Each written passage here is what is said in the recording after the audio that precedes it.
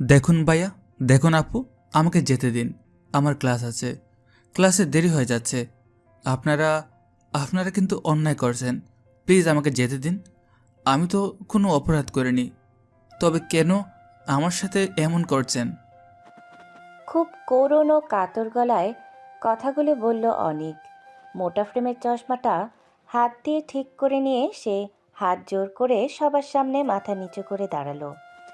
অনেকের এই অবস্থা দেখে সামনে দাঁড়িয়ে থাকা এক ঝাঁক ছেলে মেয়ে উচ্চস্বরে হেসে উঠল। তারা যেন অনেককে হেনস্থা করে খুব মজা পাচ্ছে। আশেপাশে সবাই চুপচাপ দাঁড়িয়ে এই দৃশ্য দেখছে, কিন্তু কেউ অনেককে সাহায্য করতে এগিয়ে আসছে না। হঠাৎ ভিড়ের মধ্যে থেকে একটি মেয়ে সামনে এগিয়ে এলো এবং ঠাট্টার স্বরে বলতে লাগলো, ও মা, দেখি বাবুসোনা কান্না করছে। এই, তোরা এভাবে বাচ্চাটাকে কষ্ট দিচ্ছিস কেন? হুম, দেখছিস না সবে মাত্র মায়ের কোল থেকে নেমে কলেজে এসেছে, আর তোরা আজকেই তোকে এভাবে ঘাবড়ে দিচ্ছিস? তোরা তো খুব দুষ্ট রে। সাইমার কথা শুনে তার সাঙ্গপাঙ্গরা আরও জোরে হাসতে শুরু করলো। সাইমা নিজেও হাসতে হাসতে অনেকের দিকে এগিয়ে এলো। অনেকের চোখ থেকে সেই মোটা ফ্রেমের কালো চশমাটা খুলে নিল সে। তারপর চশমায় ফু দিয়ে পরিষ্কার করার অভিনয় করে নিজের চোখে পড়ল। চশমাটা চোখে দিয়ে সাইমা হাতড়ানোর ভান করতে লাগলো, যেন সে কিছুই দেখতে পাচ্ছে না। তার এই ভাড়ামো দেখে বন্ধু মহলের হাসির রোল পড়ে গেল। অনেক তখনও মাথা নিচু করে দাঁড়িয়েছিল। সে বারবার মিনতি করছিল তাদের ছেড়ে দেওয়ার জন্য, কিন্তু সাইমারা তাকে বিভিন্নভাবে উত্ত্যক্ত করতে থাকে। এক পর্যায়ে তারা অনেকের পুরনো ঢিলেঢালা জামা প্যান্ট আর সস্তা জুতো নিয়ে বিদ্রূপ শুরু করলে অনেক কেঁদে ফেলে। এতে তাদের দয়া তো হলোই না, বরং তারা আরও জেগে বসল। ঠিক তখনই ভিড় ঠেলে একজন শিক্ষক সামনে এগিয়ে এলেন। কি হচ্ছে এটা কি এখানে? সবাই এভাবে চটলা পাকিয়ে দাঁড়িয়ে আছো কেন? এইখানে কি কোনো তামাশা চলছে? আসিফ স্যারের গম্ভীর কণ্ঠ শুনে সবাই চমকে উঠল। তিনি এই কলেজে সব থেকে রাগী শিক্ষক। সাইমাদের গ্যাংকে পুরো কলেজ ভয় পেলেও সাইমারা ভয় পায় একমাত্র এই আসিফ স্যারকে। স্যারকে এগিয়ে আসতে দেখে সাইমা ও তার বন্ধুরা কিছুটা পিছিয়ে গেল। সাইমা চোখের ইশারায় অনেককে নিষেধ করলো যেন সে স্যারের কাছে কোনো অভিযোগ না করে। আসিফ স্যার অনেকের সামনে এসে দাঁড়ালেন। ওয়ারিও, আর তুমি এখানে দাঁড়িয়ে কাঁদছো কেন? কি হয়েছে তোমার? অনেক চুপ করে থাকলে স্যার কিছুটা বিরক্ত হয়ে বললেন, I am asking you something. শুনতে পাচ্ছ না? কে তুমি? তোমাকে তো এর আগে এখানে দেখিনি। স্যার, আমি অনিক মাহমুদ। এই কলেজে নতুন ভর্তি হয়েছি। আজ আমার প্রথম দিন। আচ্ছা, কোন ডিপার্টমেন্ট? স্যার, আমি অনার্স ফার্স্ট ইয়ারের কেমিস্ট্রি স্টুডেন্ট। ঠিক আছে, কিন্তু তুমি কাঁদছিলে কেন? সাইমা এবার মনে মনে বেশ ভয় পেয়ে গেল। সে শুকনো ঢোক গেলে আসিফ স্যারের দিকে এগিয়ে এলো এবং খুব আত্মবিশ্বাসের সাথে মিথ্যে বলতে শুরু করলো। আসলে স্যার, আজকে ওর প্রথম দিন তো, তাই আমরা সিনিয়ররা মিলে ওকে বরণ করে নেওয়ার জন্য একটা ছোটোখাটো আয়োজন করছিলাম। ও খুব ইমোশনাল হয়ে গেছে, তাই খুশিতে বোধহয় কান্নাই করে দিয়েছে। তাই না রে ছোটো ভাই? সাইমার এমন মিথ্যাচার শুনে অনেক ভীষণ অবাক হয়ে গেল। সে সাইমার দিকে তাকাতেই দেখল সাইমা চোখ গরম করে তাকে শাসাচ্ছে। অনেক বুঝতে পারল এখন মুখ খুললে হিতে বিপরীত হতে পারে, তাই সে চুপ থাকাই শ্রেয় মনে করল। ও তোমার জুনিয়র মানে? তুমি কি ভুলে যাচ্ছ সাইমা? তুমি নিজে অনার্স ফার্স্ট ইয়ারের স্টুডেন্ট। ও, সরি স্যার, আসলে উত্তেজনায় ভুল করে ফেলেছিলাম। আমরা ভিন্ন ডিপার্টমেন্টের তো, তাই খেয়াল ছিল না। থ্যাংক ইউ স্যার মনে করিয়ে দেওয়ার জন্য। আসিফ স্যার নিজেও আর কথা বাড়ালেন না, কারণ কলেজের শিক্ষকরাও জানেন যে সাইমা এই দেশের অন্যতম শীর্ষ বিজনেস টাইকন মুস্তাক রহমানের একমাত্র কন্যা। সাইমার বাবার ডোনেশনেই এই কলেজের অনেক ফান্ড চলে, তাই সাইমা যাই করুক না কেন সবাই মুখ বুজে সহ্য করে। স্যার সবাইকে ক্লাসে যাওয়ার নির্দেশ দিয়ে চলে গেলেন। স্যার চলে যেতে সাইমা অনেকের কাঁধে হাত রেখে ফিসফিস করে বলল, প্রথম দিন বলে শুধু হালকা ডোজ দিলাম, বেশি বাড়াবাড়ি করতে যেও না। আজকের মতো যদি কোনো দিন আমার মুখে মুখে তর্ক করতে দেখি, তবে তোমার একদিন কি আমার একদিন। বেশি ওরা ভালো না। যদি কলেজে টিকে থাকতে চাও তবে আমি যা বলবো তাই করবে, আর যদি নালিশ করতে যাও তবে তোমার এমন হাল করব যে না পারবে কলেজে মুখ দেখাতে, না পারবে পালাবার পথ খুঁজে বের করতে। মাইন্ডেড? সাইমা তার দলবল নিয়ে চলে যাওয়ার পর অনেক সেখানে স্তব্ধ হয়ে কিছুক্ষণ দাঁড়িয়ে রইল। সবাই ক্লাসে চলে গেলে রিমি নামের একটি মেয়ে অনেকের দিকে এগিয়ে এলো। হাই, আমি রিমি। হাই, আমি অনেক। প্রথমে এসেছো তো, তাই এসব দেখে ঘাবড়ে গেছো। আস্তে আস্তে অভ্যস্ত হয়ে যাবে। কলেজটা যেমন নামি, এখানকার স্টুডেন্টদের পাওয়ারও তেমন বেশি। উনি সবার সাথে এমন অন্যায় করেন, তবুও কেউ কিছু বলে না কেন? নতুনদের সাথে এভাবে র্যাগিং করা তো রীতিমতো ক্রাইম। চুপ, একদম চুপ। আজ যা বলেছো বলেছো, আর কখনো এসব কথা মুখেও এনো না। এই কথা সাইমার কানে গেলে তোমাকে আর আস্ত রাখবে না। সাইমা হলো মুস্তাক রহমানের একমাত্র আদুরে মেয়ে। বাবার টাকা আর ক্ষমতার জোরে পুরো কলেজ এখন সাইমার নিয়ন্ত্রণে। সবাই এর আতঙ্কে থাকে। রিমির কথাগুলো অনেক খুব মনোযোগ দিয়ে শুনল। তার দৃষ্টিতে এক রহস্যময় গভীরতা ফুটে উঠল। রিমি খেয়াল না করলেও অনেকের ঠোঁটের কোণায় এক চিলতে বাঁকা হাসি খেলে গেল। সে মনে মনে বলল, যাক, কলেজের দিনগুলো তাহলে খুব একটা পানসে হবে না। বিনোদনের বেশ ভালো রসদ পাওয়া গেছে। ক্লাসে ঢোকার পর অনেক দেখল রিমি তার ঠিক পাশের বেঞ্চেই বসেছে। অনেক যখন তার পুরনো নোটবুকটা বের করছিল, তখন ক্লাসের বাকি ছেলেমেয়েরা তাকে দেখে হাসাহাসি করছিল। রিমি কৌতূহল সামলাতে না পেরে খুব নিচু গলায় অনেকের সাথে কথা বলতে শুরু করলো। অনিক, তুমি তো জানো সাইমা কিন্তু এই ডিপার্টমেন্টের স্টুডেন্ট নয়, ও কমার্সের। কিন্তু ওর ক্ষমতা এত বেশি যে ও যখন তখন যে কোনো ডিপার্টমেন্টে ঢুকে যা ইচ্ছে তাই করতে পারে। আজকেও মনে হয় ও আমাদের ক্লাসে আসবে তোমাকে চালানোর জন্য। আসুক না রিমি, কলেজটা তো ওর বাবার টাকা চলে, তাই ও নিজেকে এখানকার রানী ভাবে।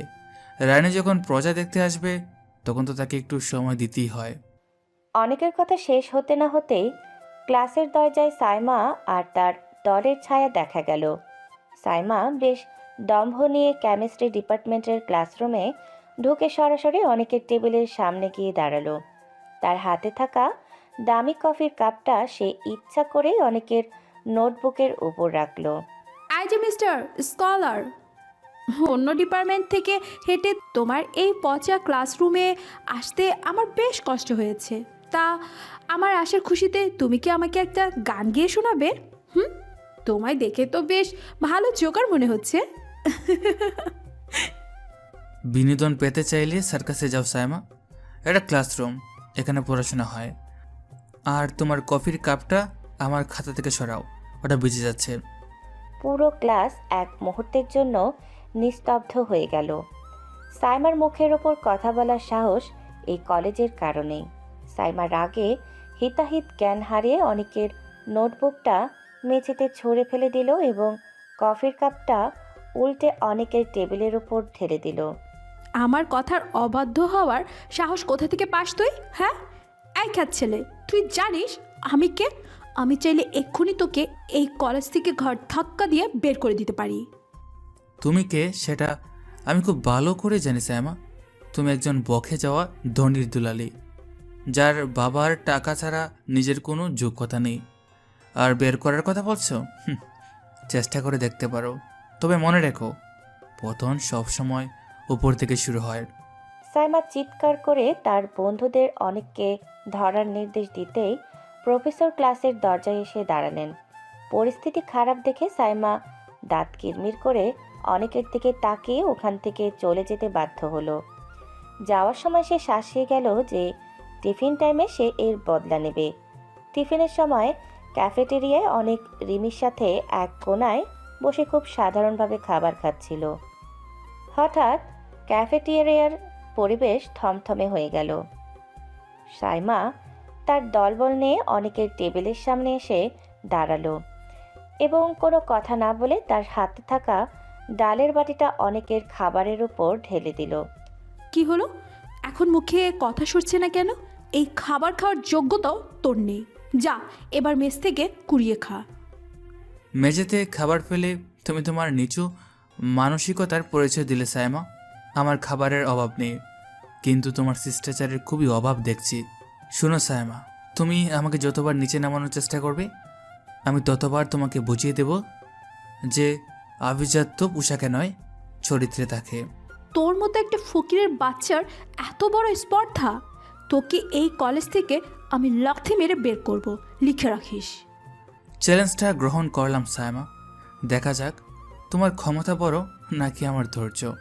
আর মনে রেখো, যে আগুনের সাথে তুমি খেলছো সেই আগুনই একদিন তোমার ধম্ব পুড়িয়ে ছাই করে দেবে। অনেক সেখান থেকে শান্ত পায়ে বেরিয়ে গেল। রিমি ভয়ে তার পিছু পিছু এলো। অনেক কলেজ গেটের বাইরে গিয়ে পকেট থেকে একটি দামি স্মার্টফোন বের করলো, যা আগে কেউ দেখেনি। সে একটি নাম্বারে ফোন দিয়ে খুব গম্ভীর গলায় নির্দেশ দিল। হ্যালো, মুস্তাক রহমানের সব প্রজেক্টের ডিটেলস আজ বিকেলের মধ্যে আমার টেবিলে চাই। আর তার মেয়ে সাইমাকে একটু নজরে রেখো। মেয়েটা বেশ বিনোদন দিচ্ছে আমাকে। খেলাটা এবার আমি আমার স্টাইলে শুরু করব। দিন যায় কিন্তু অনেকের ওপর সাইমার অত্যাচারের ধরন বদলায় না। সে যেন পণ করেছে যে অনেককেই কলেজ থেকে না তাড়িয়ে সে শান্তি পাবে না। কখনো অনেকের সাইকেলের চাকা পাংচার করে দেওয়া, কখনো ক্লাসের মাঝখানে তার ওপর চক ছুঁড়ে মারা, আবার কখনো অনেকের সাধারণ পোশাক নিয়ে সবার সামনে বিশ্রী মন্তব্য করা। এসবই এখন সাইমার নিত্যদিনের রুটিন। কিন্তু অনেক যেন এক অটল পাহাড়। সেসব অপমান সয়, কিন্তু তার চোখের সেই রহস্যময় হাসিটা কখনো ম্লান হয় না। কি রনিক, কাল তো আমাদের সেমিস্টার পরীক্ষা শুরু। তুই তো দিনরাত ওই পচা বইগুলো নিয়ে পড়ে থাকিস। তোকে একটা অফার দেই, তুই যদি কাল আমার হয়ে প্রক্সি দিতে পারিস তবে তোকে একটা নতুন শার্ট কিনে দেব। তোর এই তালি দেওয়া জামাটা দেখে আমার বড্ড মায়া হচ্ছে রে। মায়া নিজের জন্য জমা রাখো সাইমা। পরীক্ষার খাতায় তো আর বাবার টাকা কাজ করবে না, সেখানে মগজ লাগে। আর আমার জামা থালি দেওয়া হলেও আমার মেরুদণ্ডটা সোজা। রেজাল্টের পর দেখা যাবে কার মায়া বেশি লাগে। সাইমার আগে পা ঠুকে চলে গেল। রিমি পাশ থেকে এসে অনেকের হাতে কিছু নোটস দিয়ে বলল যে সাইমা নাকি পরীক্ষার রেজাল্ট নিয়ে কিছু একটা করার পরিকল্পনা করছে। ও প্রিন্সিপাল স্যারকে বলে অনেকের খাতা গায়েব করে দিতে পারে। রিমি অনেককে সাবধান থাকতে বলল।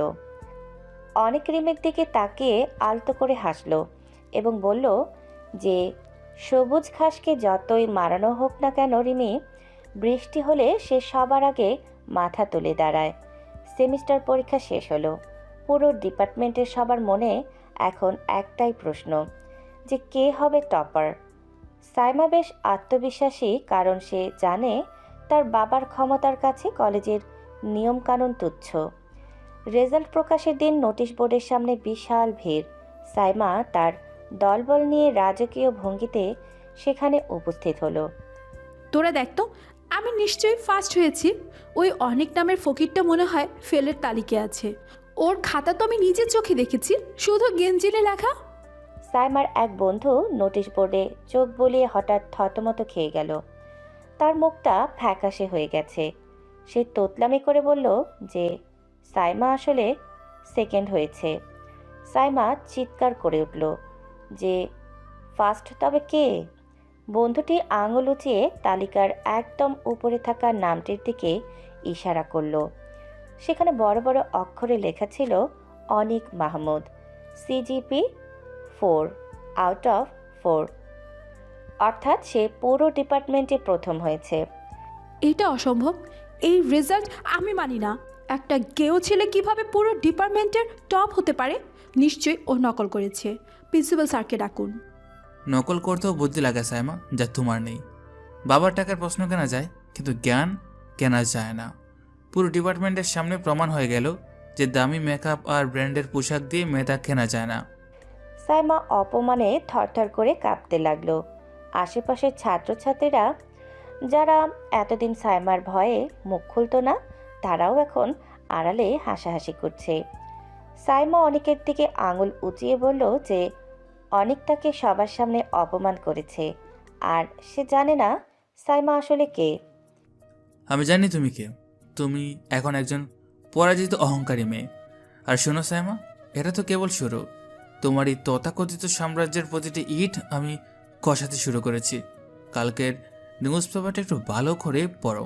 তোমার বাবার মুস্তাক গ্রুপ অফ ইন্ডাস্ট্রিজ নিয়ে একটা চমক আছে। সাইমা কিছু বোঝার আগে অনেক রিমির দিকে তাকে ইশারা করলো এবং শান্ত পায়ে ক্যাম্পাস থেকে বেরিয়ে গেল। সবাই অবাক হয়ে দেখলো কলেজের গেটের বাইরে একটা কালো রঙের দামি মার্সিডিজ দাঁড়িয়ে আছে।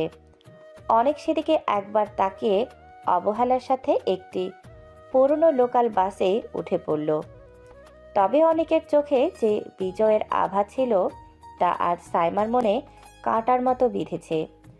সাইমা মনে মনে ভাবল যে মুশতাক গ্রুপের চমক মানে কি, এবং এই তুচ্ছ ছেলেটা তার বাবার ব্যবসা নিয়ে কথা বলার সাহস পেল কোথায়। তাকে এখনই বাবাকে ফোন করতে হবে।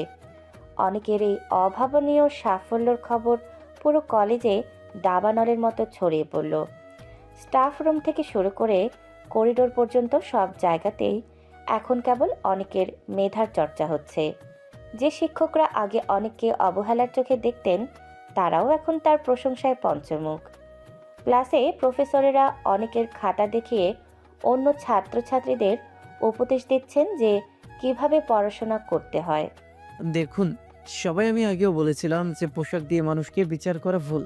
অনেক মাহমুদ এই কলেজের গর্ব।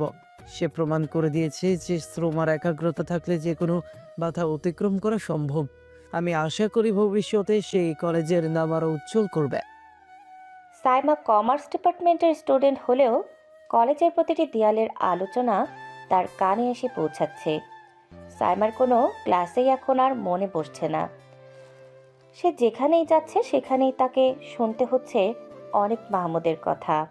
এমনকি কলেজের ক্যান্টিনে সাইমা যখন লাঞ্চ করছিল, তখনও পাশের টেবিলের জুনিয়রদের মুখে অনেকের প্রশংসা শুনে সে রাগে নিজের পানের গ্লাসটা সজোরে টেবিলে নামিয়ে রাখল। আই, তোরা কি চুপ করবি? একটা ফকিরের বাচ্চা ফার্স্ট হয়েছে বলে তাকে কি এখন পুজো করতে হবে? তোদের যদি এতই পছন্দ হয় তবে তাকে সাথে করে নিয়ে বাড়ি যা না। এখানে এসে বকবক করছিস কেন? সাইমার চিৎকারে জুনিয়ররা ভয় পেয়ে সেখান থেকে উঠে গেল। সাইমার বন্ধুমহল তাকে শান্ত করার চেষ্টা করলেও সাইমা যেন আজ হিতাহিত জ্ঞান হারিয়ে ফেলেছে। তার ইগোতে খুব বড় একটা চোট লেগেছে। যে ছেলেটাকে সে কলেজের গেটে অপমান করেছিল, আজ সেই ছেলেটাই সবার প্রিয় পাত্র হয়ে উঠেছে। সাইমা ভাবল যেভাবেই হোক অনেককে কলেজের সবার চোখে নিচে নামাতেই হবে। রিমি শোনো, তুমি তো ওই অনেকের খুব ভালো বন্ধু। তুমি ওকে বলে দিও যে কলেজের পরীক্ষা আর জীবনের পরীক্ষা এক নয়। আমি এখনও ওর বাবার কোম্পানির চমক নিয়ে যে কথাও বলেছিল সেটার মানে উদ্ধার করতে পারছি না। আমার বাবা গত কয়েকদিন ধরে খুব চিন্তিত আর সারাক্ষণ ফোনে কথা বলছেন। এর সাথে যদি ওই অনেকের কোনো হাত থাকে তবে আমি ওকে জ্যান্ত পুঁতে ফেলবো। অনেককে নিয়ে তুমি অযথাই ভয় পাচ্ছ সাইমা। ও তো স্রেফ পড়াশোনা করে আর খুব সাদা মাটা জীবন কাটায়।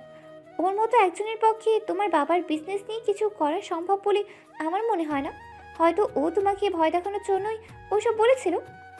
রিমের কথা শুনে সাইমা কিছুটা আশ্বস্ত হলেও তার মনের খুঁতখুঁতানি কাটছে না। কারণ সে লক্ষ্য করেছে যে অনেক যখন তার সাথে কথা বলে তখন তার চোখের ভাষা সাধারণ কোনো ছাত্রের মতো থাকে না। ঠিক তখনই সাইমার ফোনে তার বাবার ফোন এলো। সাইমা ফোন রিসিভ করতে ওপাশ থেকে মুশতাক সাহেবের খুব বিচলিত কণ্ঠ শোনা গেল। সাইমা, মা তুমি কি এখন কলেজে? শোনো, তুমি এখনই বাড়ি চলে আসো। আমাদের সব বড় প্রজেক্ট কন্ট্রাক্ট কোনো এক অজানা কোম্পানির ক্যান্সেল করে দিয়েছে। এমনকি ব্যাংকের লোনগুলোও হঠাৎ করে ফ্রিজ হয়ে গেছে। কেউ একজন খুব পরিকল্পনা করে আমাদের ধ্বংস করার চেষ্টা করছে। আমি খুব বিপদে আছি মা। সাইমার হাত থেকে ফোনটা প্রায় পড়ে যাচ্ছিল। তার চোখের সামনে অনেকের সেই রহস্যময় হাসিটা ভেসে উঠল। অনেক বলেছিল যে কালকের নিউজ পেপারটা যেন সাইমা ভালো করে পড়ে। সাইমা দ্রুত দৌড়ে লাইব্রেরির দিকে গেল নিউজ পেপারটা দেখার জন্য। লাইব্রেরিতে গিয়ে সাইমা দেখল অনেক সেখানে খুব শান্তভাবে বসে একটা ম্যাগাজিন পড়ছে। অনেক, তুই কি কিছু করেছিস? আমার বাবার কোম্পানি আজ ধ্বংসের মুখে, তুই কি এর পিছনে আছিস? আমাকে সত্যি করে বল, তুই কে আসলে? অনেক ম্যাগাজিন থেকে মুখ তুলল এবং চশমাটা নাক থেকে একটু নামিয়ে সাইমার দিকে তাকালো। তার ঠোঁটের কোণায় সেই পরিচিত বাঁকা হাসিটা আবার ফিরে এসেছে। সে কোনো উত্তর না দিয়ে কেবল তার ফোনের ঘড়ির দিকে তাকালো। আধা ঘন্টা বাকি সাইমা। আধা ঘন্টা পর তোমার বাবার সব শেয়ার যখন ডাস্টবিনের দামে নামবে, তখন তুমি তোমার আসল ঠিকানা খুঁজে পাবে। আমি কে সেটা জানার চেয়েও বড় প্রশ্ন হলো তোমার ধম্বের মেয়াদ কতটুকু ছিল। তোমার বাবা মুস্তাক সাহেব যদি বাঁচতে চান, তবে তাকে বলো এই কলেজের সব ছাত্রছাত্রীদের সামনে এসে ক্ষমা চাইতে, কারণ তার প্রশ্রয় তুমি এতদিন এই অরাজকতা করেছ। অনেক লাইব্রেরি থেকে বেরিয়ে যাওয়ার পর রিমি তার পিছু পিছু এলো। রিমির মনে এখন হাজারটা প্রশ্ন ঘুরপাক খাচ্ছে। সে বিশ্বাস করতে পারছে না যে অনেকের মতো একজন সাধারণ ছেলে মুস্তাক গ্রুপের মতো বিশাল কোম্পানির পতন ঘটাতে পারে। অনেকে করিডোরে একা পেয়ে রিমি তাকে প্রায় থামিয়ে দিল। অনেক, তুমি যে কথাগুলো সাইমাকে একটু আগে বললে সেগুলো কি আসলেই সত্যি, নাকি তুমি ওকে ভয় দেখানোর জন্য ফাঁকা আওয়াজ দিচ্ছ? আমি বারবার খেয়াল করেছি তুমি যা বলো ঠিক তাই ঘটে যায়। সেদিন রেজাল্ট নিয়ে বললে, আর আজ ওর বাবার ব্যবসার পতন নিয়ে কথা বলছো। একজন সাধারণ স্টুডেন্ট হয়ে তুমি এসব জানলে কিভাবে? আরে রেমি, তুমিও কি সাইমার মতো আতঙ্কিত হয়ে পড়লে? আমি তো জাস্ট নিউজ পেপারে একটা খবর পড়েছিলাম যে মুস্তাক গ্রুপের শেয়ারের 10 নামার সম্ভাবনা আছে। আমি তো কেবল সেটাকেই একটু রং চড়িয়ে সাইমাকে বলেছি, যাতে ওর অহংকার কিছুটা কমে। আমার মতো সাদামাটা ছেলের পক্ষে কি আর এসব সম্ভব? তুমি তো জানোই আমি লোকাল বাসে করে মেসে ফিরি আর ডাল ভাত খেয়ে দিন কাটাই। রিমি অনেকের কথাগুলো শুনল ঠিকই, কিন্তু তার মন কিছুতেই সায় দিল না।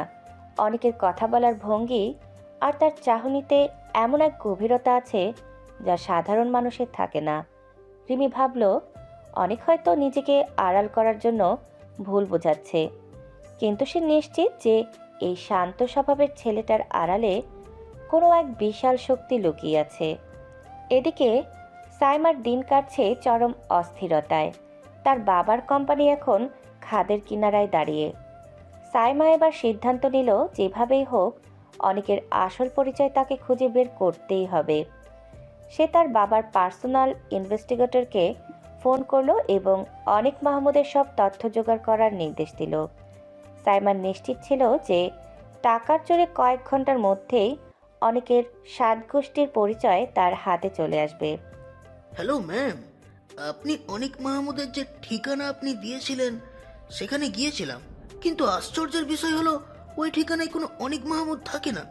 এমনকি কলেজে সে যে আইডি কার্ড ব্যবহার করেছে সেটার ব্যাকগ্রাউন্ড চেক করতে গিয়ে আমাদের সিস্টেম বারবার ক্রস করছে। কেউ একজন খুব শক্তিশালী ফায়ারওয়াল দিয়ে ওর সব তথ্য লক করে রেখেছে। এসব কি বলছো তুমি? একটা সাধারণ মেসে থাকা ছেলের পরিচয় খুঁজে পাওয়া যাচ্ছে না? ওর গ্রামের বাড়ি, বাবা মার নাম তো অন্তত জানার কথা। তোমরা কি ঠিকমতো কাজ করছো না? ম্যাম, আমরা আমাদের সর্বোচ্চ চেষ্টা করেছি। ওর ফিঙ্গারপ্রিন্ট দিয়ে ন্যাশনাল ডাটাবেসে সার্চ দিয়েও কোনো রেজাল্ট আসেনি। মনে হচ্ছে অনিক মাহমুদ নামের এই ছেলেটি আদতে পৃথিবীতে নেই, অথবা সে অন্য কোনো নামে নিজেকে লুকিয়ে রেখেছে। আমরা যতবার ওর কাছাকাছি পৌঁছানোর চেষ্টা করেছি ততবারই আমরা ব্যর্থ হচ্ছি। এমনকি ওর মেসের রুমটাও এখন তালাবন্ধ। সাইমা ফোনটা রেখে দিয়ে ধাপ করে চেয়ারে বসে পড়ল। তার পুরো শরীর অপমানে আর ভয়ে কাঁপছে। যাকে সে এতদিন খ্যাত এবং ফকির বলে তুচ্ছ-তাচ্ছিল্য করেছে, সে আসলে এক অজেয় রহস্য। সাইমা বুঝতে পারল যে অনিক মাহমুদ স্রেফ কোনো নাম নয়, বরং এক পরিকল্পিত ফাঁদ, যার মধ্যে সে নিজে এবং তার বাবার পুরো সাম্রাজ্য আটকে গেছে। অনেক কে এবং কোথা থেকে সে এই কলেজে উদয় হলো তার কোনো হদিস সাইমা শত চেষ্টা করেও পেল না। পরদিন কলেজে অনেককে দেখে সাইমার বুক ধক করে উঠল। অনেক ঠিক আগের মতোই তার পুরনো চশমাটা পরে হাসি মুখে রিমির সাথে কথা বলছে। সাইমা খেয়াল করলো আজ অনেকের হাতে কোনো পুরনো বই নেই, বরং সে একটা ব্ল্যাকবেরি ফোনে খুব দ্রুত টাইপ করছে। সাইমার কাছে যেতেই অনেক ফোনটা পকেটে ঢুকিয়ে ফেলল এবং তার দিকে সেই অতি পরিচিত বিদ্রুপান্তক চাহনি ছুড়ে দিল। কি ব্যাপার সাইমা, আজ তো তোমাকে খুব প্যাকাশে দেখাচ্ছে। ইনভেস্টিগেশন কি ঠিকমতো এগোচ্ছে না? আমার পরিচয় খুঁজতে গিয়ে কি সময় নষ্ট না করে বরং তোমার বাবার শেষ সম্পত্তিটুকু বাঁচানোর চেষ্টা করো। কারণ কাল থেকে এই কলেজে আর সাইমা গ্রুপের আধিপত্য থাকবে না। কাল এই কলেজের নতুন মালিকের আগমন ঘটবে। তুই কে অনেক? তুই কি কোনো জাদুকর নাকি কোনো মাফিয়া? কেন তুই আমাদের পিছু নিয়েছিস? তুই কি জানিস না আমি কে? আমি জানি তুমি কে, কিন্তু তুমি জানো না আমি কে। আর এটাই তোমার সবচেয়ে বড় পরাজয় সাইমা। মানুষের পরিচয় তার নামে নয়, বরং তার কর্মে থাকে। তুমি আমাকে নিচু দেখানোর চেষ্টা করেছ। আজ সময় তোমাকে ঠিক একই জায়গায় এনে দাঁড় করিয়েছে। অপেক্ষা করো কালকের জন্য। সাইমা এখন প্রায় উন্মাদের মতো হয়ে গেছে।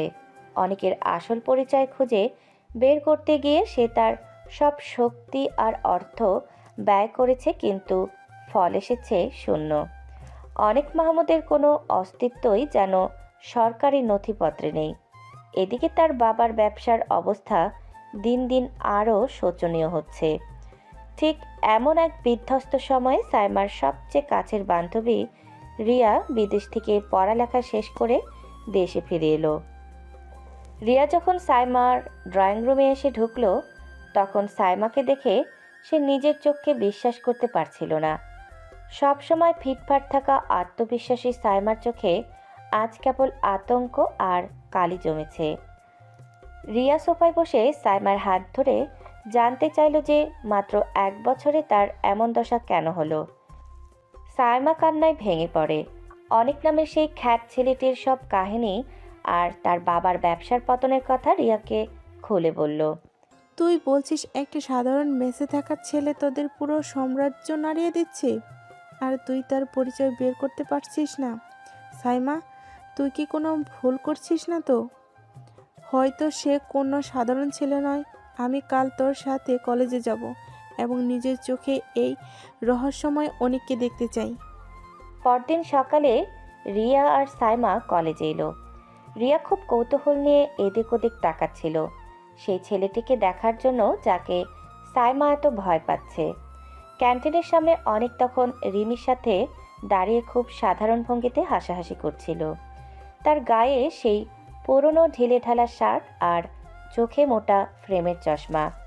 সাইমা আঙুল উঁচিয়ে অনেককে দেখিয়ে দিল।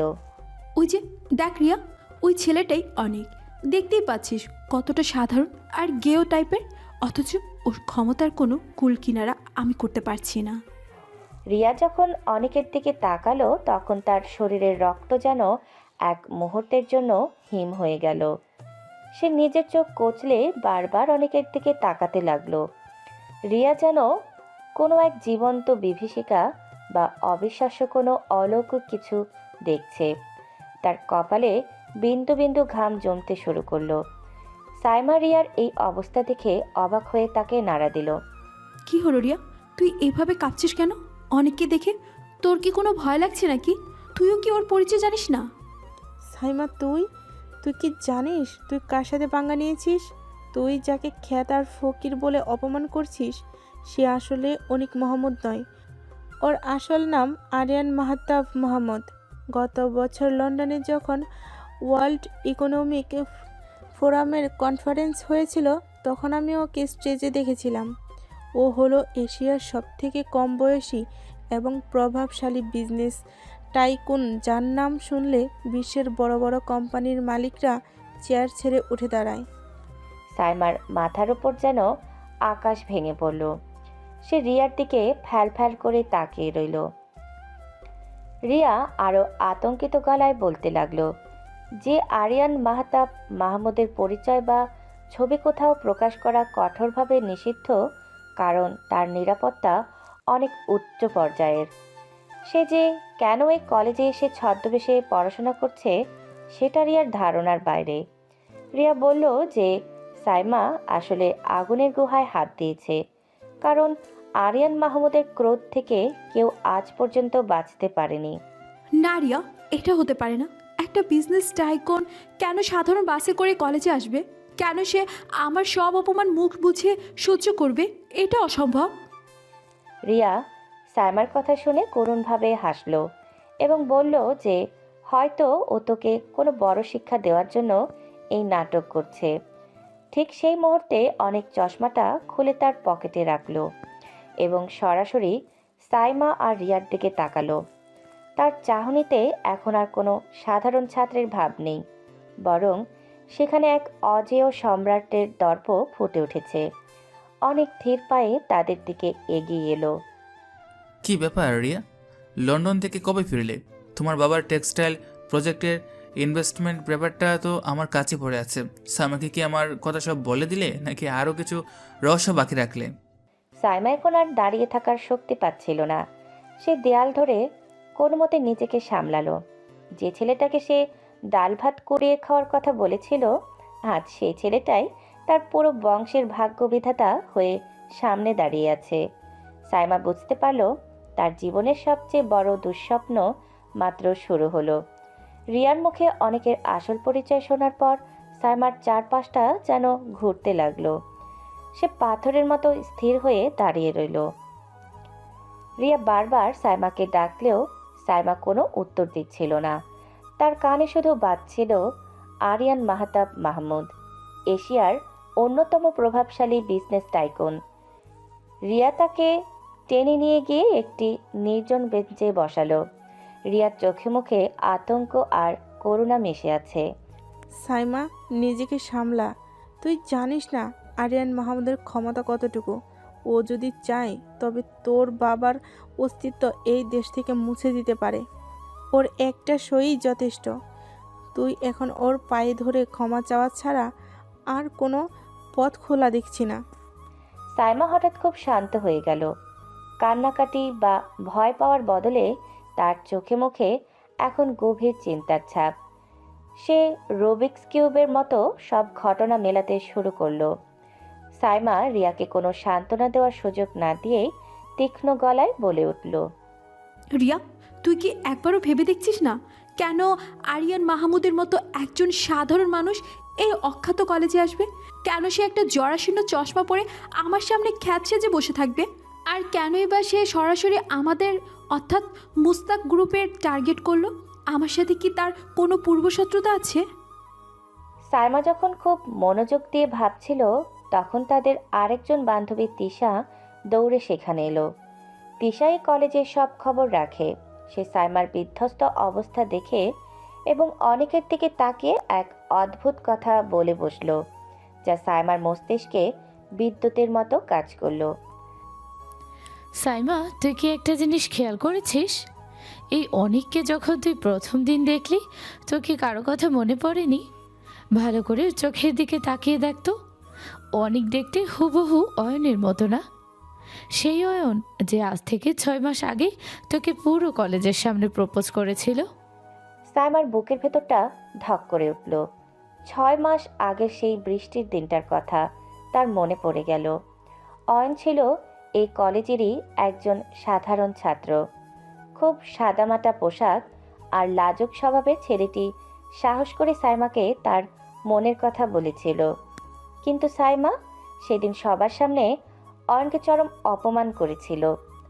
সে অয়নের হাতে থাকা গোলাপ ফুলটা কেড়ে নিয়ে পায়ের নিচে পিষে দিয়েছিল এবং বলেছিল যে তোর মতো একজন ভিখারির সাহস হয় কি করে আমার মতো রাজকন্যার দিকে চোখ তুলে তাকানোর? যা এখান থেকে আগে নিজের চেহারা আয়নায় দেখে আয়। সাইমা, সেদিন অয়ন যেভাবে কাঁদতে কাঁদতে এই কলেজের গেট দিয়ে বেরিয়ে গিয়েছিল, তা আজও আমার চোখে ভাসে। তারপর থেকে অয়নের আর কোনো খোঁজ মেলেনি। আজ এই অনিককে দেখলেই আমার কেন জানি সেই অয়নের কথা মনে পড়ে যায়। কেবল চোখের চশমা আর কথা বলার ধরনটা আলাদা। সাইমা এবার সবটা বুঝতে পারল। সেই দিনের সেই অপমানিত অয়নই কি আজ প্রতিশোধ নিতে আরিয়ান মাহতাব মাহমুদ হয়ে ফিরে এসেছে? 6 মাস আগে যাকে সে রাস্তার ধুলো ভেবেছিল, আজ সেই ধুলো হয়েই অনেক তার জীবন বিষিয়ে দিচ্ছে। সাইমা বুঝতে পারল অনেক কেন বলেছিল যে পতন ওপর থেকেই শুরু হয়। সেদিনের সেই সাধারণ অয়ন আজ এক অজেয় শক্তিতে রূপ নিয়েছে। তার মানে অনেকেও নয়, ও ছদ্মবেশে এসেছে আমাকে আর আমার বাবাকে ধ্বংস করতে। রেজিস্ট্রেশনের সেই অপমানও ভুলতে পারেনি। রিয়া, আমি এখন বুঝতে পারছি ও কেন মুস্তাক গ্রুপের শেয়ার নিয়ে খেলছে। ও চায় আমি ওর পায়ে পড়ি, ঠিক যেভাবে ও সেদিন আমার সামনে দাঁড়িয়ে কেঁদেছিল। সাইমা উঠে দাঁড়িয়ে লাইব্রেরির দিকে হাঁটা শুরু করলো। তার চোখের সামনে অয়নের সেই দিনকার জলভরা চোখ দুটো বারবার ভেসে উঠেছে। সে এতদিন যাকে খ্যাত বলে মজা করেছে, সে আসলে তার নিজের হাতে তৈরি করা এক দানব যে আজ তাকে গিলে খেতে আসছে। সাইমা বুঝতে পারল অনিক মাহমুদ আসলে কোনো পরিচয় নয়, এটা কেবল অয়নের প্রতিশোধের একটা খোলস। সাইমার মাথার ভেতর তখন হাজারটা চিন্তা ঘুরপাক খাচ্ছিল। অয়ন আর অনেক, এই দুটো নামের মাঝে যে অদ্ভুত মিল, তা তাকে স্থির থাকতে দিচ্ছিল না। সে তিশার কথাগুলো শোনার পর আর এক মুহূর্ত দেরি করলো না। রিমি আর রিয়াকে পেছনে ফেলে সে পাগলের মতো অনেককে খুঁজতে শুরু করলো। কলেজের পেছনের দিকে থাকা সেই নামি ভার্সিটির মোড়ে আসতেই সাইমার চোখ আটকে গেল। সাইমা দেখল অনেক একটি ল্যাম্পপোস্টের নিচে দাঁড়িয়ে আছে। তার পরনে আজও সেই পুরনো ঢিলে ঢালা শার্ট আর সস্তা প্যান্ট। কিন্তু অদ্ভুত ব্যাপার হলো, তার সামনে 4-5 জন স্যুটেড বুটেড প্রফেশনাল মানুষ অন্তত বিনয়ের সাথে মাথার নিচু করে দাঁড়িয়ে আছে। তাদের হাতে দামি ব্রিফকেস আর ফাইল। অনেককে দেখে মনে হচ্ছে সে কোনো এক অদৃশ্য সাম্রাজ্যের সম্রাট, যে তার প্রজাদের নির্দেশ দিচ্ছে। অনেকের গলার স্বর এখন আর সেই মিনমিনে ছাত্রের মতো নয়, বরং তাতে এক বজ্রকঠিন আভিজাত্য মিশে আছে। সাইমা ধীর পায়ে অনেকের কাছে গিয়ে উচ্চস্বরে কথা বলে উঠল। আর লুকোচুরি করে লাভ নেই অনেক, আমি সব বুঝে গেছি। তোমার এই ছদ্মবেশ, তোমার এই চশমা আর সাধারণ থাকার নাটক সবই তো প্রতিশোধের একটা অংশ ছিল, তাই না অয়ন? তুমি তো সেই অয়ন যাকে আমি মাস 6 আগে অপমান করে তাড়িয়ে দিয়েছিলাম। হুট করে অয়নের নাম শুনে অনেক থমকে গেল। সে তার সামনে দাঁড়িয়ে থাকা প্রফেশনাল লোকগুলোকে চোখের ইশারায় সরে যেতে বলল। তারা অত্যন্ত সম্মানের সাথে মাথা নিচু করে অনেককে অভিবাদন জানিয়ে সেখান থেকে দ্রুত প্রস্থান করল।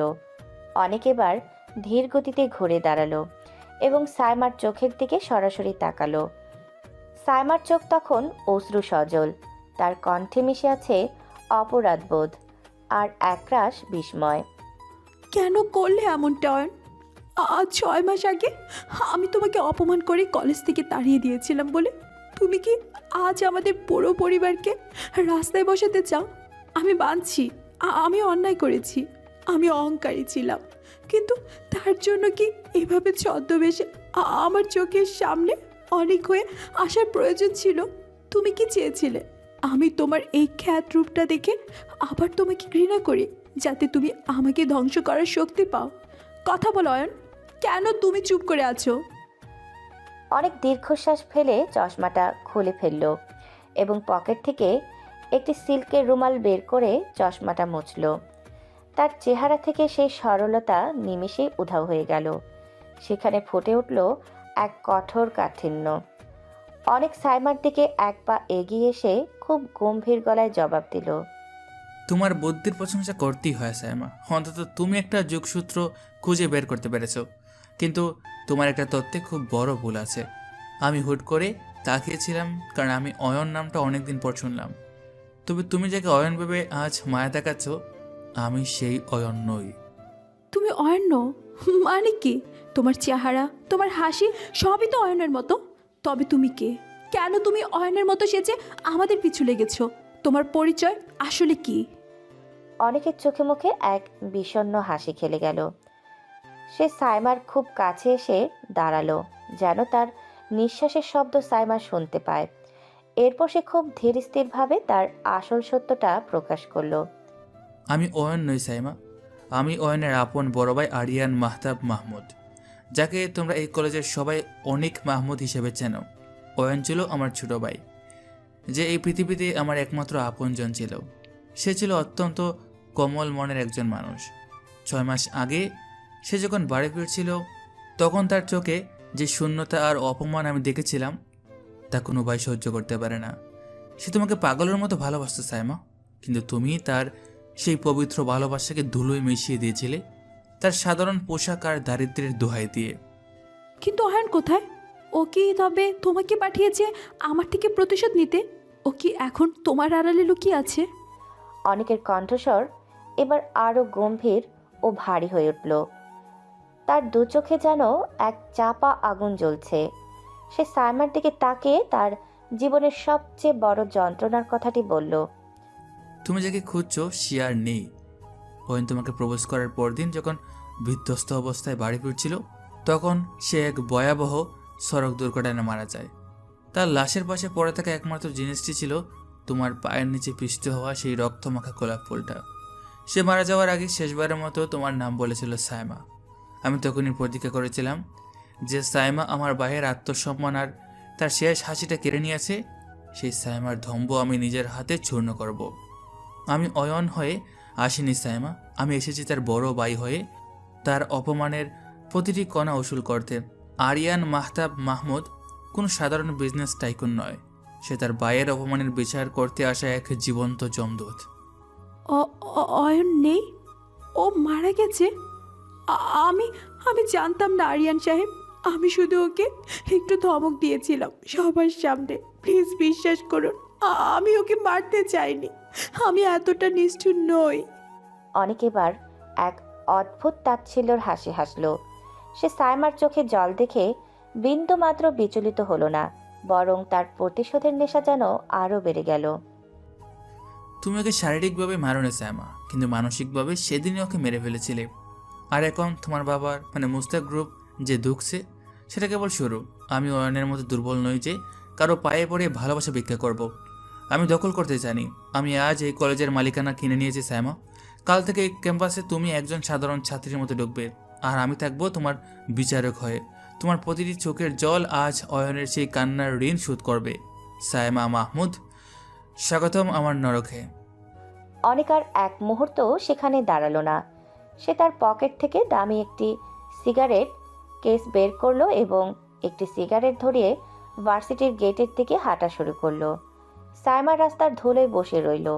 সে বুঝতে পারল সে যে আগুনের সাথে খেলতে গিয়েছিল, সেই আগুন আজ কেবল তার সম্পদ নয়, বরং তার পুরো অস্তিত্ব পুড়িয়ে ছাই করে দিচ্ছে।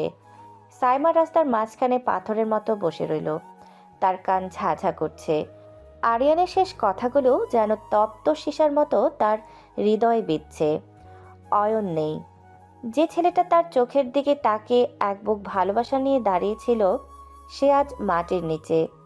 সাইমার মনে পড়ে গেল অয়নের সেই শেষ চাহনিটা, যেখানে পাহাড় সমান অপমান আর অবজ্ঞা ছিল। সে তখন ভাবতেও পারেনি তার সামান্য কিছু অবহেলা আর রূঢ় কথা একজনের জীবন কেড়ে নিতে পারে। সাইমার দু চোখ বেয়ে অবিরল ধারায় জল গড়িয়ে পড়ছে। সে তার নিজের হাত দুটোর দিকে তাকালো। তার মনে হতে লাগলো এই হাত দুটোই অয়নকে মৃত্যুর দিকে ঠেলে দিয়েছে। যে অহংকার নিয়ে সে এতদিন কলেজে বুক ফুলিয়ে চলত, আজ সেই অহংকারটাকে ডাস্টবিনের আবর্জনার মতো মনে হচ্ছে। রিমি আর রিয়া দূর থেকে দৌড়ে সাইমার কাছে এলো এবং তাকে মাটি থেকে টেনে তোলার চেষ্টা করলো। সাইমা, কি হয়েছে তোর? অনেক তোকে কি বলেছে যে তুই এভাবে ভেঙে পড়ছিস? কথা বল সাইমা। রিয়া, অয়ন আর নেই। ও মারা গেছে আমার জন্য। আমি ওকে সবার সামনে অপমান করেছিলাম বলে ও দিশেহারা হয়ে ফিরছিল আর অ্যাক্সিডেন্ট হলো। আমি খুনি রিয়া। আমি একটা জ্যান্ত মানুষের স্বপ্ন আর জীবন দুটোই খুন করেছি। রিমি আর রিয়া স্তব্ধ হয়ে গেল। তারা জানতো সাইমা অয়নকে রিজেক্ট করেছে, কিন্তু সেই রিজেকশনের পরিণতি যে এত ভয়াবহ হতে পারে তা তাদের কল্পনার বাইরে ছিল। তবে সাইমার মুখে অয়নের মৃত্যুর কথা শুনলেও অনেক যে আসলে কে, সেটা তারা এখনও বুঝতে পারল না। কারণ অনেক সাইমার সাথে কথা শেষ করে আবার সেই সাধারণ চশমাটা পরে নিয়েছিল। সাইমা এবার পাগলের মতো হাসতে শুরু করলো। তার হাসির শব্দে এক অদ্ভুত হাহাকার মিশে আছে। সে বুঝতে পারলো অনেক কেন এই কলেজে এসেছে। অনেক ঠিকই করেছে রিমি। ও শুধু ওর ভাইয়ের অপমানের বদলা নিতে আসেনি, ও এসেছে একটা বিচার করতে। আমি তো ওর ভাইয়ের জীবন কেড়ে নিয়েছি, ও তো শুধু আমাদের টাকা আর ক্ষমতা কেড়ে নিচ্ছে। আমি তো অনেক সস্তায় পার পেয়ে যাচ্ছি। ওই অনেক মাহমুদ আসলে আমার জন্য এক অনিবার্য শাস্তি। সাইমা কোনো মতে টলতে টলতে উঠে দাঁড়ালো। তার দৃষ্টি এখন শূন্যে। সে তার দামি ব্যাগটা রাস্তায় ফেলে দিল। সে আভিজাত্যর অহংকারে সে অন্ধ ছিল। সেই আভিজাত্যই আজ তার কাছে বিষ মনে হচ্ছে। সে ধীর পায়ে কলেজের গেটের দিকে হাঁটা শুরু করলো। রিমি তাকে আটকাতে চাইলেও রিয়া ইশারা করলো তাকে একা থাকতে দিতে। এদিকে কলেজের ভেতরে সবাই দেখছে অনেক মাহমুদ বরাবরের মতোই শান্তভাবে লাইব্রেরির দিকে হেঁটে যাচ্ছে। কেউ জানে না একটু আগে এই ছেলেটি এক বিশাল প্রফেশনাল টিমকে নির্দেশ দিয়ে এসেছে। সবার চোখে সে এখনও সেই সাধারণ অবহেলিত মেধাবী ছাত্র। শিক্ষকরা তার প্রশংসা করছে, কিন্তু তার ভেতরের ঝড় বা তার আসল ক্ষমতা সম্পর্কে কারো কোনো ধারণা নেই। সাইমা যখন গেটের কাছে পৌঁছালো, দেখলো অনেক তার পুরনো ব্যাগটা কাঁধে নিয়ে ধীর পায়ে বেরিয়ে যাচ্ছে। সাইমা দৌড়ে গিয়ে অনেকের সামনে গিয়ে দাঁড়ালো। আশেপাশে থাকা ছাত্রছাত্রীরা অবাক হয়ে দেখলো কলেজের দাপটে মেয়ে সাইমা কাঁদছে, আর অনেকের পথ আগলে দাঁড়িয়ে আছে। সাইমা এবার সবার সামনেই অনেকের পায়ের কাছে বসে পড়ল। অনেক না, আরিয়ান সাহেব, আমাকে মেরে ফেলুন। আমি জানতাম না আমার ব্যবহারের জন্য অয়নকে চলে যেতে হবে। আপনি আমার বাবাকে ছেড়ে দিন, আমাদের সব সম্পত্তি নিয়ে নিন, কিন্তু দোহাই লাগে আমাকে এই অপরাধ বোধ থেকে মুক্তি দিন। আমি খুনি হিসেবে বাঁচতে পারছি না। আশেপাশে থাকা ছাত্রছাত্রীরা সাইমার মুখে আরিয়ান নামটা শুনে অবাক হলো ঠিকই, কিন্তু তারা ভাবলো হয়তো সাইমা পাগল হয়ে আবুল তাবুল বকছে। অনেক স্থির চোখে সাইমার দিকে তাকিয়ে রইল। তার চোখে কোনো মায়া নেই। সে নিচু হয়ে সাইমার কানের কাছে মুখ নিয়ে ফিসফিস করে বলল, অপরাধবোধ থেকে মুক্তি এত সহজ নয় সাইমা। অয়ন তো এক মুহূর্তের জন্য কষ্ট পেয়ে চলে গেছে, কিন্তু আমি গত 6 মাস প্রতিটি রাত অয়নের সেই শেষ রক্তমাখা মুখটা দেখে কাটিয়েছি। আমি চাই তুমিও প্রতিটি রাত থিলে থিলে মরো। তোমার বাবার পতন তো মাত্র শুরু। এখনও এই কলেজের কেউ জানে না আমি কে, আর আমি চাই না তারা জানুক তুমি কিভাবে এক সাধারণ ছাত্রের পায়ে পড়ে ক্ষমা চাইছো। এটাই তোমার ধম্বের শেষ। অনেক সাইমাকে সেখানে ফেলে রেখে ভিড়ের মধ্যে মিশে গেল। সাইমা সেখানে হাঁটু গেড়ে বসে রইল। সবাই কানাঘুষা করছে সাইমার কি হলো, কিন্তু কেউ আসল রহস্য জানে না। সাইমার কাছে এখন সব পরিষ্কার। তার অতীতের পাপই আজ তার বর্তমানকে ছাই করে দিচ্ছে।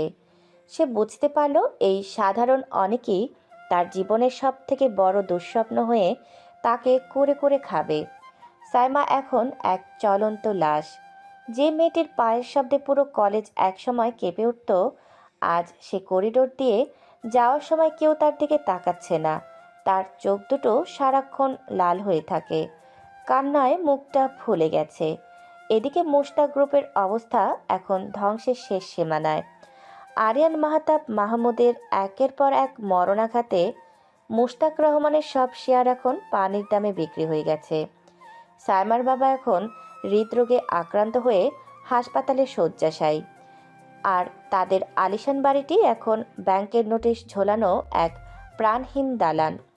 সাইমা কলেজের কমন রুমের এক কোনায় বসে রিমির দিকে তাকিয়ে খুব করুণ গলায় কথাগুলো বলল।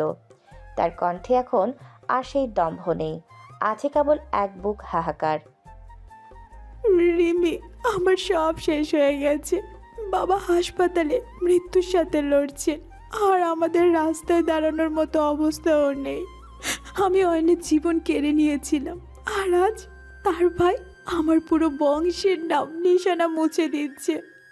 আমি কখনো ভাবিনি ওই সাধারণ চশমা পরা ছেলেটা আমার জীবনে জমদূত হয়ে আসবে। রিমি সাইমার মাথায় হাত রেখে তাকে সান্ত্বনা দেওয়ার চেষ্টা করলো, কিন্তু সে নিজেও জানে সাইমার করা অপরাধের ক্ষমা এত সহজে হওয়ার নয়। রিমি শুধু দীর্ঘশ্বাস ফেলে বলল যে যা হওয়ার তা তো হয়ে গেছে সাইমা, এখন তোকে শক্ত হতে হবে। কিন্তু সাইমার মনে আর কোনো জোর অবশিষ্ট নেই। তার মাথায় ঘুরছে কেবল অনেকের সেই শীতল চোখ দুটো।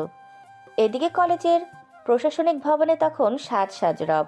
খবর ছড়িয়ে পড়েছে যে কলেজের মালিকানা এখন এক বিশ্ববিখ্যাত বিজনেস গ্রুপের হাতে চলে গেছে। প্রিন্সিপাল স্যার অত্যন্ত ব্যস্ততার সাথে শিক্ষকদের সাথে মিটিং করছেন। কলেজের সাধারণ ছাত্রছাত্রীরা করিডোর ভিড়ে জমিয়েছে নতুন কিছু শোনার আশায়।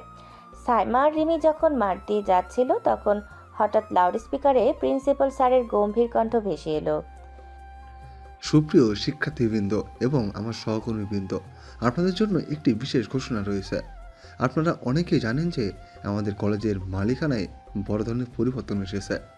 অত্যন্ত আনন্দের সাথে জানাচ্ছি যে এশিয়ার অন্যতম শীর্ষ business house Mahtab group of industries আমাদের কলেজের সকল দায়িত্ব ও মালিকানা গ্রহণ করেছে। এখন থেকে তারাই আমাদের প্রধান ট্রাস্টি। প্রিন্সিপাল স্যারের এই ঘোষণার সাথে সাথে পুরো কলেজে করতালির রোল পড়ে গেল। ছাত্রছাত্রীরা খুশিতে আত্মহারা হয়ে উঠল, কারণ তারা জানে মাহতাব গ্রুপ আসা মানেই এই কলেজের মান আরও উন্নত হবে। কিন্তু কেউ কল্পনাও করতে পারছে না যে মাহতাব গ্রুপের সেই প্রভাবশালী কর্ণধার আরিয়ান মাহতাব মাহমুদ তাদের মাঝেই একজন সাধারণ ছাত্র হিসেবে ঘুরে বেড়াচ্ছে। সাইমা যখন এই ঘোষণা শুনল তখন তার বুকটা ধক করে উঠল। সে জানে মাহতাব গ্রুপ মানে অনেক মাহমুদ। আগামী সপ্তাহে আমাদের নতুন ট্রাস্টি মহোদয় স্বয়ং এই কলেজে উপস্থিত হবেন আপনাদের সাথে দেখা করতে। তার আগমন উপলক্ষে আমরা এক বিশাল সংবর্ধনা অনুষ্ঠানের আয়োজন করছি। আমি চাই আপনারা সবাই মিলে উৎসবের প্রস্তুতি নিন। সেদিন এই কলেজের ইতিহাসে এক নতুন অধ্যায় শুরু হবে। আপনারা সবাই সুন্দরভাবে নিজেকে প্রস্তুত রাখুন। ঘোষণাটি শেষ হবার পর সাইমা আর দাঁড়িয়ে থাকতে পারল না। সে মাটির থেকে তাকিয়ে কাঁদতে লাগলো।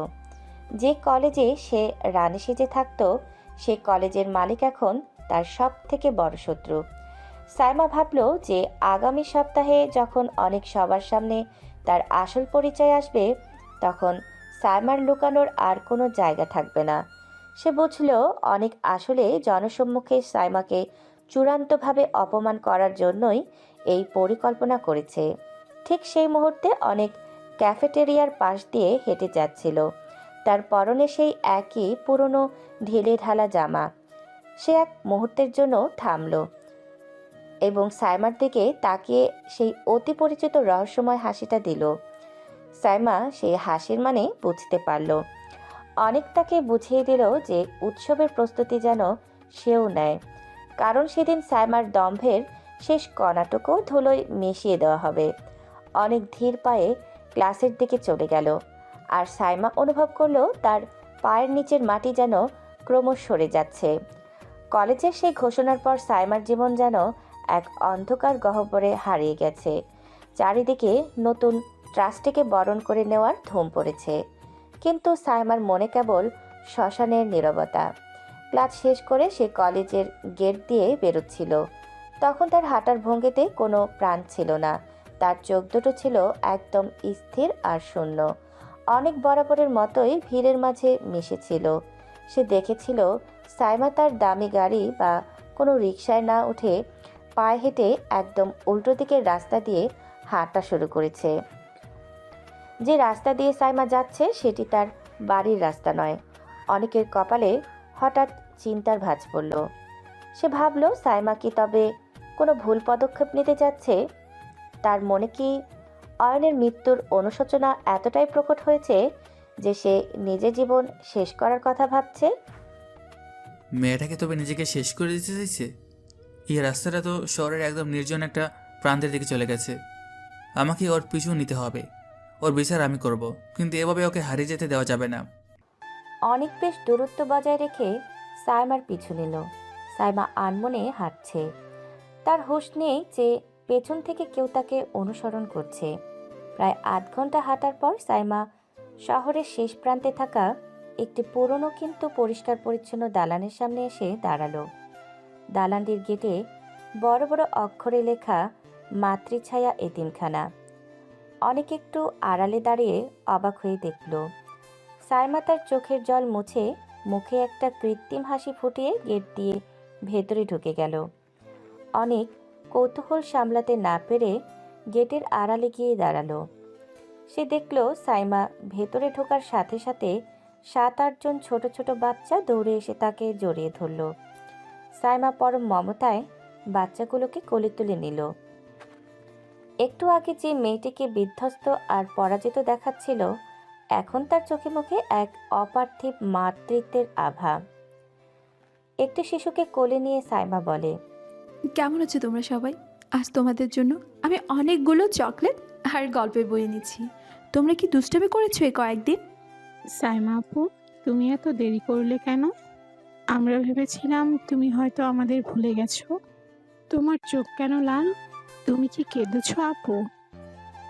না রে সোনা, আপু কাঁদিনি, চোখে ধুলো পড়েছে তাই লাল হয়ে আছে।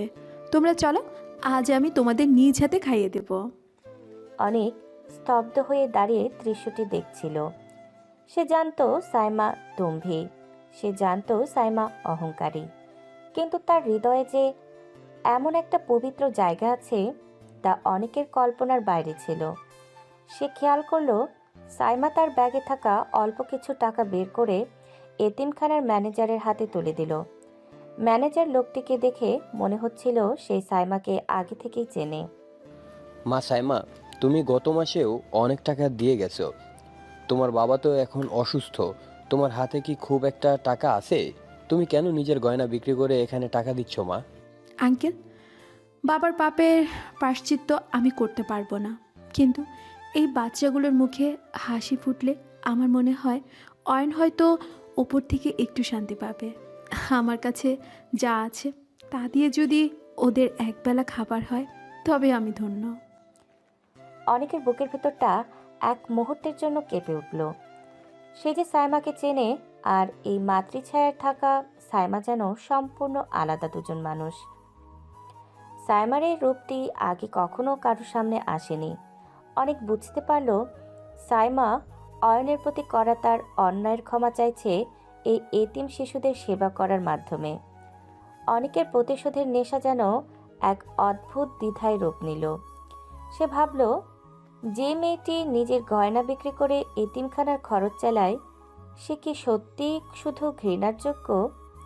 অনেক আর সেখানে দাঁড়িয়ে থাকতে পারল না। সে ধীর পায়ে গেট থেকে সরে এলো। তার মাথায় এখন হাজারটা প্রশ্ন ঘুরপাক খাচ্ছে। আগামী সপ্তাহে যে সংবর্ধনার অনুষ্ঠান হতে যাচ্ছে, সেখানে সে কি আসলেই সাইমাকে সবার সামনে অপমান করবে? মাতৃছায়া এতিমখানা থেকে ফেরার পর আরিয়ানের মনের শান্ত সমুদ্র যেন বিক্ষুব্ধ হয়ে উঠল। সে রাতে সে আর ঘুমাতে পারল না। তার চোখের সামনে বারবার দুটো দৃশ্য ভেসে উঠছিল। একদিকে অয়নের নিথর রক্তমাখা দেহ, আর অন্যদিকে সেই এতিম শিশুদের কোলে নিয়ে সাইমার মায়াবী হাসি। আরিয়ান তার হোটেলের অন্ধকার ঘরে বসে জানালার বাইরে তাকিয়ে ভাবছিল, যে মেয়েটা এতটা কোমল হতে পারে, সে কি সত্যি শুধু জেদের বশবর্তী হয়ে একজনের মৃত্যুর মুখে ঠেলে দিতে পারে? আরিয়ান তার ফোনের সিকিউর লাইনে তার বিশ্বস্ত অ্যাসিস্ট্যান্ট মুরাদকে ফোন করল। তার কণ্ঠস্বর ছিল অত্যন্ত গম্ভীর এবং রহস্যময়। মুরাদ, আমি অয়নের মৃত্যুর ফাইলটা আবার দেখতে চাই, বিশেষ করে সেই দিনকার সিসিটিভি ফুটেজ আর অয়ন কলেজ থেকে বের হওয়ার পর কার কার সাথে দেখা করেছিল তার প্রতিটি সেকেন্ডের ডিটেলস। আমার মনে হচ্ছে আমি কোনো একটা বড় শত্রু মিস করছি। পরদিন সকালে মুরাদ একগুচ্ছ নথিপত্র আর একটি ল্যাপটপ নিয়ে আরিয়ানের সামনে হাজির হলো। আরিয়ান খুব তীক্ষ্ণ দৃষ্টিতে 6 মাস আগের সেই অভিশপ্ত দিনটির ফুটেজগুলো দেখতে শুরু করলো। সে দেখল সাইমা অয়নকে অপমান করে কলেজ থেকে চলে যাচ্ছে। অয়ন তখন কাঁদছিল ঠিকই, কিন্তু সে সরাসরি কলেজের গেট দিয়ে বের হয়নি। ফুটেজে দেখা গেল অয়ন কলেজের পেছনের নির্জন গলির দিকে যাচ্ছে এবং সেখানে আগ থেকেই একটি কালো রঙের গাড়ি দাঁড়িয়েছিল। মুরাদ, এই গাড়িটা কার? এটা তো সাইমাদের গাড়ি নয়। ফুটেজটা জুম করো। মুরাদ ফুটেজ জুম করতেই দেখা গেল গাড়ির ভেতর থেকে একজন অস্পষ্ট লোক অয়নের সাথে কথা বলছে। অয়ন যখন গলি থেকে বের হলো তখন তার চোখে মুখে কান্নার বদলে এক চরম আতঙ্ক ছিল। সে পাগলের মতো রাস্তা পার হতে গিয়ে ট্রাকের নিচে পড়ে যায়। আরিয়ান খেয়াল করলো অয়ন ট্রাকের নিচে পড়ার ঠিক আগের মুহূর্তে ওই কালো গাড়িটি অত্যন্ত দ্রুতগতিতে ঘটনাস্থল থেকে পালিয়ে যায়। স্যার, আমি সেই ট্রাক ড্রাইভারের তথ্যও বের করেছি। লোকটা ঘটনার পরদিন জেল থেকে জামিন পেয়েছিল এবং তার ব্যাংক অ্যাকাউন্টে মোটা অঙ্কের টাকা জমা হয়েছিল। আশ্চর্যের বিষয় হলো সেই টাকা সাইমাদের পরিবার বা মুস্তাক গ্রুপ থেকে আসেনি। তবে কার কাছ থেকে এসেছিল? সাইমা যদি অয়নকে অপমান করেই থাকে, তবে এই রহস্যময় গাড়ি আর টাকার উৎস কি? আরিয়ান এবার সাইমার সেই বিকেলের মুভমেন্ট চেক করলো। সে দেখলো সাইমা যখন অয়নকে অপমান করছিল তখন সে নিজেও যেন কিছুটা চাপে ছিল।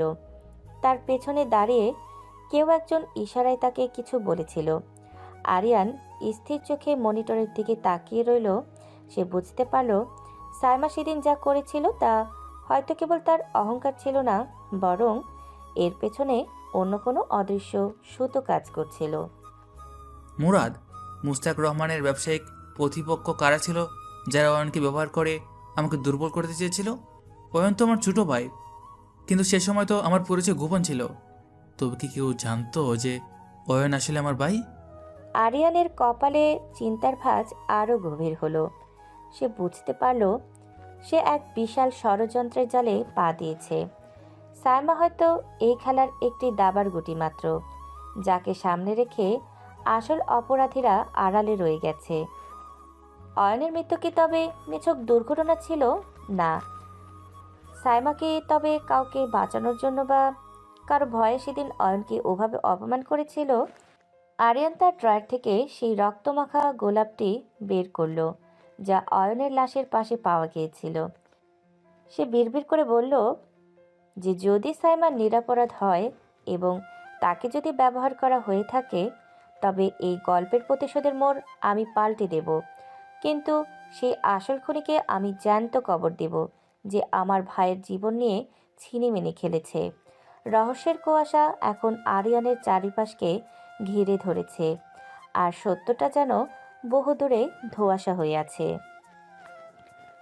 আরিয়ান যখন অয়নের মৃত্যুর পেছনে সেই রহস্যময় কালো গাড়ির সূত্র মেলাতে ব্যস্ত, ঠিক তখনই তার ফোনের স্ক্রিনটা তীব্রভাবে জ্বলে উঠল। ওপাশ থেকে মুরাদের কণ্ঠস্বর এবার অনেক বেশি বিচলিত শোনালো। মুরাদ জানালো যে মুশতাক রহমান আর নেই। তার সব ব্যবসা, সম্পত্তি এবং সম্মান হারানোর ধাক্কা তিনি আর সামলাতে পারেননি। হৃদযন্ত্রের ক্রিয়া বন্ধ হয়ে হাসপাতালের শেষ নিঃশ্বাস ত্যাগ করেছেন তিনি। আরিয়ান ফোনটা টেবিলের ওপর রেখে দীর্ঘক্ষণ স্তব্ধ হয়ে বসে রইল।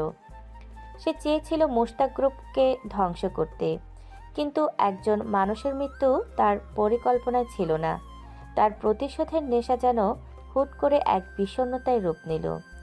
সে তখনই খবর পেল যে বাবার মৃত্যুর সংবাদ শোনার পর সাইমা পুরোপুরি ভেঙে পড়েছে। সে মানসিকভাবে এতটাই বিপর্যস্ত যে তার শরীর আর নিতে পারছে না। সাইমাকে শহরের সিটি হাসপাতালে ভর্তি করা হয়েছে এবং চিকিৎসকরা জানিয়েছে তার অবস্থা বেশ আশঙ্কাজনক। অনেক আর দেরি না করে সাধারণ অনেকের বেশেই হাসপাতালের দিকে রওনা হলো। হাসপাতালের কেবিনের বাইরে রিমি আর রিয়া দাঁড়িয়ে কাঁদছিল। আরিয়ানকে দেখে রিমি রাগে আর যন্ত্রণায় ফেটে পড়ল। রিমির দু চোখ দিয়ে জল পড়ছিল আর সে আরিয়ানের কলার চেপে ধরল। এখন কেন এসেছো অনেক? নাকি আরিয়ান মাহমুদ বলে ডাকবো তোমায়? তোমার সব জেদ তো মিটেছে, তাই না? একটা সাজানো গোছানো পরিবারকে তুমি ধুলোয় মিশিয়ে দিলে। সাইমার বাবা মারা গেছেন আর সাইমা ভিতরে মৃত্যুর সাথে পাঞ্জা লড়ছে। ও যদি মারা যায় তবে কি তোমার অয়ন ফিরে আসবে? তুমি কি শান্তি পাবে? আরিয়ান রিমির কোনো কথার উত্তর দিল না। সে ধীর পায়ে কেবিনের দরজার কাছ দিয়ে ভেতরে তাকালো। সেখানে সাইমা শুয়ে আছে, তার ফ্যাকাশে মুখ, হাতে অক্সিজেন মাস্ক আর স্যালাইন চলছে। যে সাইমার চোখের দিকে তাকালে একসময় আগুনের স্ফুলিঙ্গ দেখা যেত, আজ সেই চোখে কোনো স্পন্দন নেই। সাইমা যেন এই পৃথিবীর থেকে বিদায় নেওয়ার প্রস্তুতি নিচ্ছে।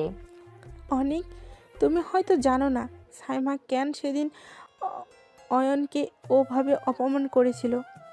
সাইমা জানতো ওর বাবা আর কিছু রাজনৈতিক মাফিয়া মিলে অয়নকে কিডন্যাপ করার প্ল্যান করেছে, তোমাকে ব্ল্যাকমেল করার জন্য। সাইমা অয়নকে বাঁচাতে চেয়েছিল। ও ভেবেছিল সবার সামনে অয়নকে চরম অপমান করে তাড়িয়ে দিলে অয়ন আর এই কলেজের আশেপাশে থাকবে না এবং সে বেঁচে যাবে। ও অয়নকে ঘৃণা করতো না অনেক, ও অয়নকে ভালোবেসেই ওই নাটকটা করেছিল যাতে অয়ন দূরে গিয়ে নিরাপদ থাকে।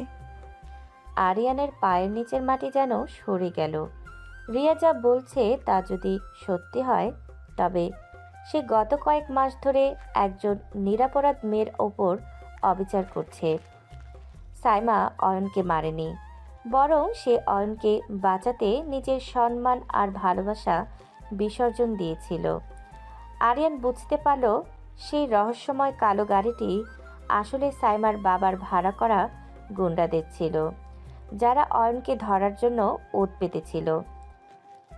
সাইমা সেটা জানত বলেই অয়নকে ওভাবে তাড়িয়ে দিতে চেয়েছিল।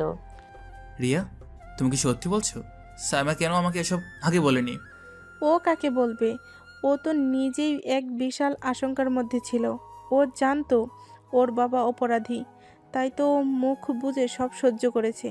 আর তুমি এসে ওর সেই অসহায়ত্বের সুযোগ নিয়ে ওকে আরও ধ্বংস করলে। এখনও চলে যাচ্ছে অনেক, ও আর থাকতে চাইছে না। আরিয়ান আর নিজেকে ধরে রাখতে পারল না। সে কেবিনের ভেতরে ঢুকে সাইমার নিস্পন্দ হাতটা ধরল। তার দুচোখ দিয়ে টপ টপ করে জল ঝরছে। যে আরিয়ান মাহমুদ পুরো বিজনেস ওয়ার্ল্ডকে কাঁপিয়ে দেয়, আছে একজন সাধারণ মেয়ের শিয়রে বসে শিশুর মতো কাঁদছে। তার মনে হচ্ছিল সে অয়নকে একবার হারিয়েছে, আজ হয়তো সাইমাকেও চিরতরে হারাবে। সাইমা, ফিরে এসো। আমি ভুল ছিলাম, আমি সব জেনে গেছি। তোমার বাবার কোম্পানি, তোমার বাড়ির সব আমি ফিরিয়ে দেব।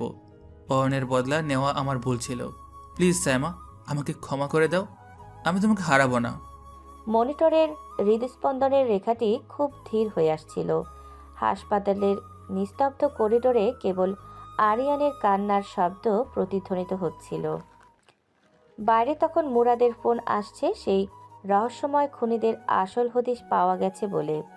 কিন্তু আরিয়ানের কাছে এখন সেই সত্যর চেয়েও সাইমার জীবনের দাম অনেক বেশি হয়ে দাঁড়িয়েছে। সাইমার হৃদস্পন্দনের মনিটরটি অত্যন্ত ধীর গতিতে শব্দ করছিল। আরিয়ান তার হাতটা শক্ত করে ধরে অনবরত ক্ষমা চেয়ে যাচ্ছিল। ঠিক সেই মুহূর্তে সাইমার চোখের পাতা দুটি খুব ধীরে কাঁপতে শুরু করলো। আরিয়ান আশার আলো দেখে ডাক্তারকে ডাকতে চাইল, কিন্তু সাইমা খুব ক্ষীণ শক্তিতে আরিয়ানের আঙুলগুলো আঁকড়ে ধরল। সাইমা চোখ মেলে তাকালো, তবে সেই চোখে আর আগের মতো দম্ভ ছিল না, ছিল কেবল এক আকাশ সমান অভিমান। কেঁদো না আরিয়ান মাহমুদ, তোমার এই চোখের জল আজ খুব বেশি দেরি করে ফেলেছ। তুমি ভেবেছিলে তুমি একমাত্র ব্যক্তি যে এখানে বিচার করতে এসেছো। তুমি কি জানো আমার বাবা সারা জীবন কতটা সততার সাথে এই সাম্রাজ্য গড়েছিলেন? আমার বাবার কোনো অন্যায় ছিল না আরিয়ান, তিনি কোনো অপরাধও করেননি। সাইমা কথা বলতে বলতে হাঁপাচ্ছিল। আরিয়ান স্তব্ধ হয়ে সাইমার ফ্যাকাশে মুখের দিকে তাকিয়ে রইল। সাইমার চোখ বেয়ে এক ফোঁটা জল গড়িয়ে পড়ল কান বেয়ে বালিশে। সে খুব কষ্ট করে পরবর্তী কথাগুলো বলতে শুরু করলো। তুমি আমাকে আর আমার বাবাকে অপরাধী ভেবে সব কিছু কেড়ে নিয়েছো, কিন্তু আসল সত্যটা জানার চেষ্টাও করনি। আমি কোনো অপরাধী ছিলাম না আরিয়ান, আমরা দুজনই কোনো অন্যায় করিনি। আমরা শুধু এক ভয়াবহ পরিস্থিতির শিকার হয়ে গিয়েছিলাম। আমরা এমন এক চক্রের জালে আটকে গিয়েছিলাম যেখান থেকে বের হওয়ার কোনো পথ ছিল না। অয়নকে অপমান করা আমার জীবনের সবচেয়ে বড় ট্র্যাজেডি ছিল, কারণ আমি জানতাম ওকে অপমান না করলে ও বেঁচে ফিরবে না। কিন্তু শেষ পর্যন্ত আমি ওকে বাঁচাতে পারিনি। সাইমা কথাগুলো বলে খুব জোরে জোরে শ্বাস নিতে লাগলো। আরিয়ানের মস্তিষ্ক যেন কাজ করা বন্ধ করে দিয়েছে। সে অস্ফুট স্বরে শুধু জানতে চাইল যে তবে সেই পরিস্থিতির আড়ালে আসল অপরাধী কে। সাইমা তার অবশ হয়ে আসা কণ্ঠে শেষ বাক্যটি উচ্চারণ করলো। আমরা শুধু দাবার গুটি ছিলাম আরিয়ান। তোমাকে এই কলেজে টেনে আনা আর আমার বাবাকে ধ্বংস করার পিছনে তৃতীয় কোনো শক্তি কাজ করেছে। আমি শুধু পরিস্থিতির চাপে পড়ে নিজেকে খারাপ সাজিয়েছিলাম যাতে অয়নকে আগলে রাখা যায়, কিন্তু আমি পারিনি। আমি খুব ক্লান্ত আরিয়ান। কথা শেষ করার আগেই সাইমার হাতটা শিথিল হয়ে বিছানায় পড়ে গেল।